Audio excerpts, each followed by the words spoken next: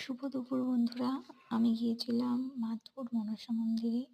তো মনসা মায়ের কিছু ছবি তোমাদের সামনে ভিডিওর মাধ্যমে দেখাচ্ছি। ভালো লাগলে প্লিজ সাবস্ক্রাইব করে দিও চ্যানেলটাকে।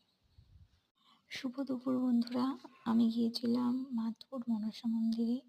তো মনসা মায়ের কিছু ছবি তোমাদের সামনে ভিডিওর মাধ্যমে দেখাচ্ছি। ভালো লাগলে প্লিজ সাবস্ক্রাইব করে দিও চ্যানেলটাকে। আমি চেষ্টা করব এরকম নতুন নতুন ভিডিও তোমাদের সামনে তুলে ধরার।